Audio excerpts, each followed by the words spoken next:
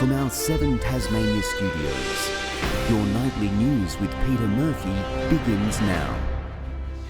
Good evening. Broken promises and breaching the trust of Tasmanians. Those are just some of the accusations being levelled at the Liberals. The party under fire for its handling of Marinus Link, with experts warning the backlash could hurt their chances of forming government. Unable to talk about the finer details of Marinus Link, but not from how they feel about the Liberals' briefings on it. It was an outrageous stunt. This is government by ambush. The Premier and his party accused of keeping Tasmanians and the Parliament in the dark. In the last 2 elections, there's been no mention of Marinus. What are they hiding? Also going back on releasing the business case 30 days before the final investment decision. Jeremy Rockcliffe Liberals have had this for 2.5 months at least. It is absolutely a broken promise. The Greens and some independents holding major concerns. It will be seriously negative for residential customers and small business and major industrials. This is a lose-lose-lose situation for Tasmanians. Jeremy Rockcliffe's also written to Labor leader Dean Winter, calling for his support by tomorrow, citing caretaker conventions to approve the project. We have had to work through this process throughout an election. Dean Winton will need to make a decision. The ball is in his court. With the federal government confirming a decision must be made in 3 days. I won't be bullied into making a decision like that quickly. This is one of the most important decisions that Tasmania will make. But insists Labor supports Marinus Link. The uproar over the more than $5 billion development comes as the 2 major parties try to form government, though the concerns around consultation could come back to bite the Liberals as they try to woo crossbenchers. They're looking for transparency, openness and inclusion. And if they feel that the Liberals aren't going to give it to them, they're certainly going to make it much more difficult to negotiate any kind of working relationship. Anthony Dodd, 7 Tasmania News. There are renewed calls tonight for greyhound racing to be banned after the death of a champion dog. Raiders Guide was named Tasmania's Greyhound of the Year in 2024, but died after an on-track incident on Monday night. Race 6 in Launceston on Monday night was meant to be business as usual. 720 metres the journey with the green light on. LGRC Distance Championship final. Local Hope Raiders Guide a hot favourite for the race. Number 8, he's wearing pink silks. He makes a powerful start on the inside. Racing Raiders Guide began well tonight. He's up vying for the early lead. But disaster strikes just seconds in. The camera barely picking up the moment Raiders Guide falls on the track. He's fell. Raiders Guide fell on the first turn. Organisers calling the race off soon after. His injuries too severe, the 4-year-old was euthanised. The champion had an astounding win rate of more than 50%, crossing the line first in 41 of 79 starts, including as the first Tasmanian to win the National Distance Championship, winning his owners more than $600,000 in his lifetime. Raiders Guide looking to bring it home for Tasmania. They've never won this race before, but they're going to win it this year. Raiders Guide 7 lengths in front. What a win! Tas Racing says the champion chaser will leave a legacy on Tasmanian and Australian greyhound racing for many years to come. But others are saying the industry's days should be numbered. Cruelty is baked into the greyhound racing industry and there is no getting away from that. But with both Labor and the Liberals supporting the industry, its future will remain a topic of contention in the next Parliament. Annie Green, 7 Tasmania News. One person has been hospitalised after sustaining serious injuries in a 2-vehicle crash at Lagana. Police and paramedics were called to the intersection of Gerard Close and Bridge North Road early this afternoon. The road remained closed for several hours as authorities worked to clear the scene. There's been a hold-up in the return of the Spirit of Tasmania 1 from Singapore. TT Line confirming local maritime authorities found a number of what it's labelled minor matters which were identified when the vessel left dry dock. It's not yet clear when the ship will be cleared to set sail. The latest NAPLAN results show Tasmanian students continue to lag behind their interstate counterparts. Stagnating literacy and numeracy results are prompting calls for change, and experts say professional development is the place to start. Languishing near the bottom of the class for years. I think there is cause for concern in Tasmania. It is really important that we support children to get back on track. The latest NAPLAN results showing around 4 in 10 Tasmanian children aren't where they need to be, compared to 1 in 3 nationally. And experts say improving results in the classroom starts with educating teachers. That is the biggest opportunity to shift student outcomes. And making sure students who struggled through their primary education don't get left behind at high school. We're going to need to support teachers to do a lot more catch-up support for those children that are coming into secondary that don't have those foundational skills. Grade 9 students in particular are struggling, with more than 15% requiring additional support in reading, writing, grammar and numeracy. And just 4% are exceeding expectations in numeracy, compared to the national average of almost 10%. And while statistics don't lie, it's important to draw the right conclusions. It's very easy to enter into a very deficit-based narrative, and we've experienced that in Tasmania for decades. And to know which levers to pull to get results. We do need to get serious about professional development. The Liberals defending their academic record. We've seen the rollout of child and family learning centres, for example. Maintaining their structured literacy and numeracy programs are showing signs of success, but recognising there's always more to do. The situation, unfortunately, is not going to turn around overnight. This has been a long-term problem that requires long-term solutions. And reminding parents, standardised testing isn't the educational be-all and end-all. NAPLAN does not determine the destiny of a young person. Tom Crosby, 7 Tasmanian News.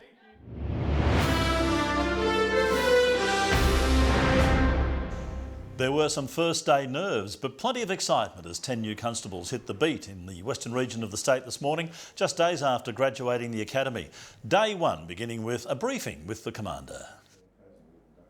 Just talking to these guys about my first day. Very exciting and very nerve-wracking, but these guys have just done 28 weeks of really quite intense training. They've got all the skills and they've got what it takes to do this job really well. I think being with the right people and doing a lot of things that we did put me in the right stead for day one. The 10 constables are split between Burnie and Devonport stations. Work has begun to revive the much-loved Glenorchy swimming pool to return the ageing facility to its former glory.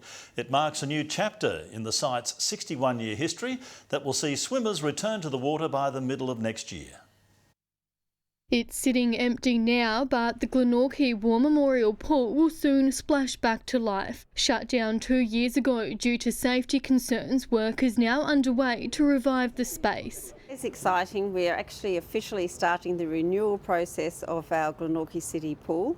It's a much-loved facility in Glenorchy. The $5 million facelift will transform the site into a modern swimming facility with new heating and tiling, as well as refurbished change rooms, grandstand improvements and accessibility repairs. One is the ramp that provides equal access to the 50-metre pool.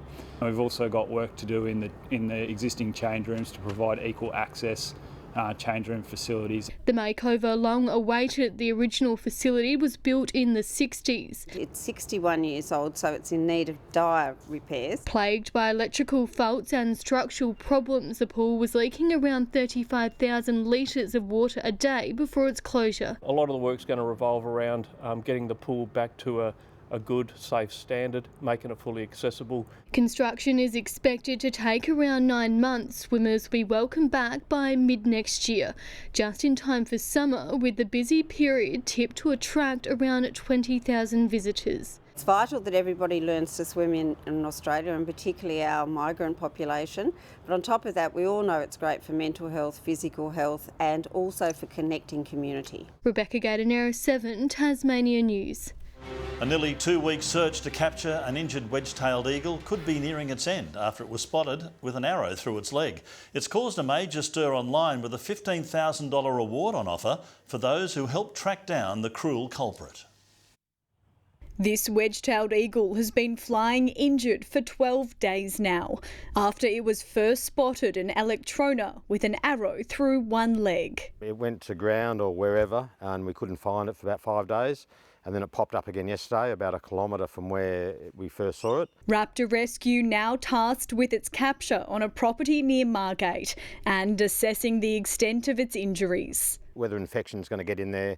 You know, it's not going to do it any good. There's a leg with an arrow hanging out of it, and we're not sure if it's pierced right through. Donors to the refuge even pitching in with the $15,000 reward for information which leads to the arrest and conviction of those responsible.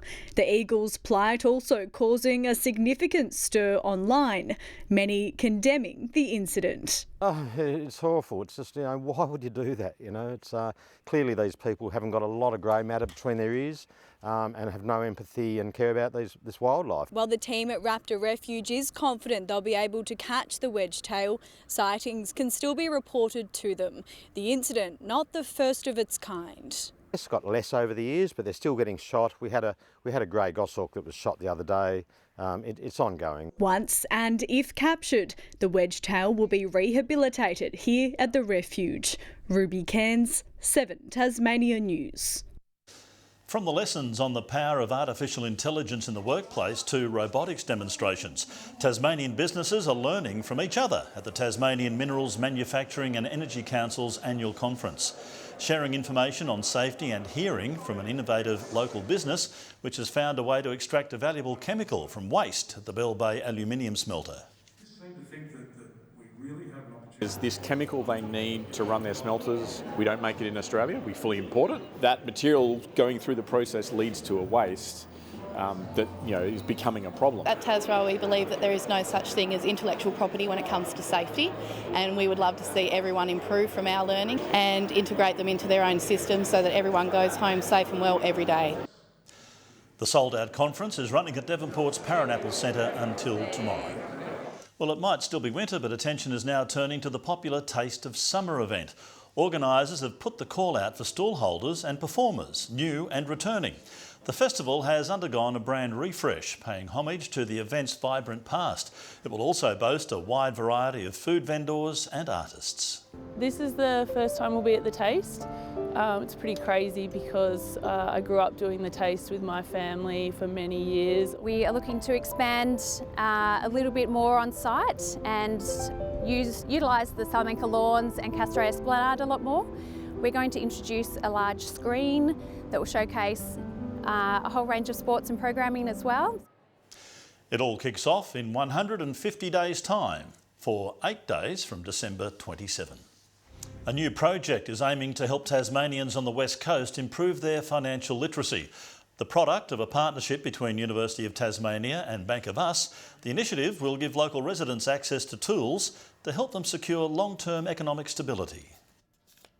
The research has shown that the West Coast does have some challenges in financial literacy. The project will be very much hands-on and in the community, so our researchers will be working with community organisations.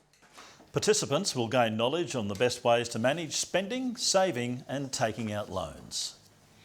A small piece of paper is unlocking big opportunities for students at a Tasmanian high school. It's breaking down barriers to a career in the building industry and helping kids stay in school longer. Building skills to get job ready starts in the classroom at Devonport High School as these Year 10 students eye off a trade. To become an electrician, because I've always had a passion for doing more hands-on stuff. They'll finish school with a head start thanks to a certificate too gained in class. They'll do some work experience, they'll go out, they'll visit some building sites and they'll do some work out in the community. But before they can do that, the class is heading to Service Tas. Okay, going. To receive their construction white cards.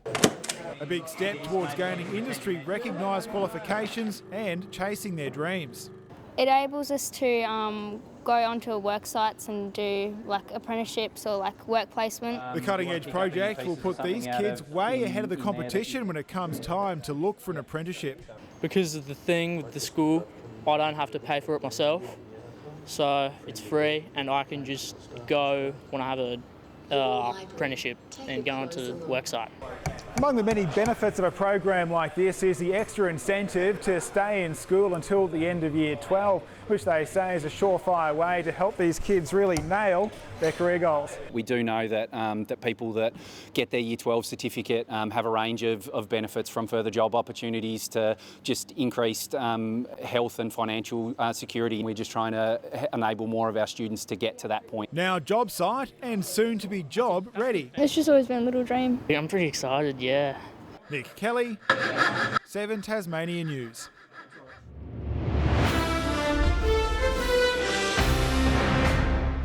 In the countdown to finals, both Kingborough and Glenorchy need a win when they face off in their Saturday clash at KGV. The Tigers admit there's a challenge ahead even after their washed-out win over Clarence. Obviously the result will be pretty important. It gets someone one game clear in 4th spot with a little bit of footy to play, but it's sort of not terminal if you don't win. But obviously, yeah, our plan is to. The Glenorchy women's side is also expecting a fight, hoping to move up from 5th spot on the ladder. After big performances at the Under-16 National Championships, keep an eye on these two in the 2027 draft. They've certainly already caught the eye of coaches. Max Gulliver and Sam Husband named in the All-Australian squad. Gulliver picked as captain. Comes off the back of Tasmania's dominant performance as pool winners in the tournament earlier this month. And Northwester Rain Smith has been called into the Boomers squad for their Asia Cup campaign as the final roster is locked in. He'll join Jack Jumpers Will Magnay, Sean McDonald on the court and former Tassie guard Jack McVeigh. Their first game is against Korea next Wednesday. And that's all in Sport, Murph. Thanks for that, Nick. We've got the weather coming up next. Jay Harves will be here with that.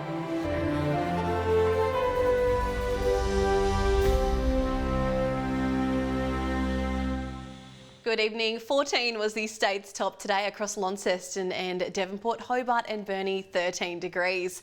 12 in Strawn today, 13 across Low Head, St Helens and Grove, and Lyweenie reaching 6 degrees. Onshore winds were seen developing low-level cloud about southern and eastern parts of Tasmania today.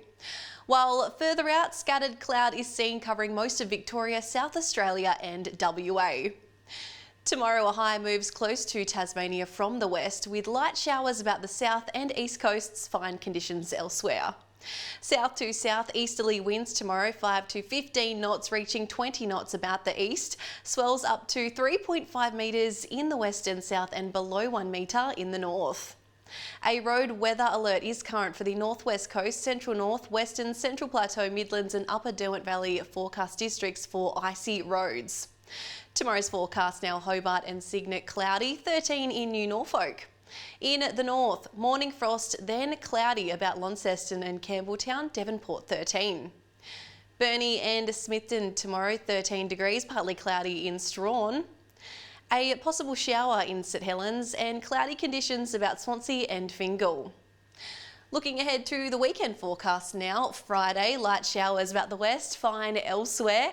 Saturday, light showers developing about the northwest during the evening. And Sunday, light showers about the north, fine elsewhere after some morning frost. Capital cities 20 and mostly sunny in Perth tomorrow. Adelaide 15 and 21 and sunny in Brisbane. And currently Hobart, partly cloudy and 9, Launceston clear and Devonport clear and 6. And Murph, I've just found these in your secret cupboard. Have you been planning a country and western party I should know about? Well, actually, Jackie, Keith Urban gave those to me when I was last in Nashville, and he said to say good day to you. Now, while Jackie rides off into the sunset on her favourite horse, we can bid you good night. Thanks for being with us. Updates later. Good night.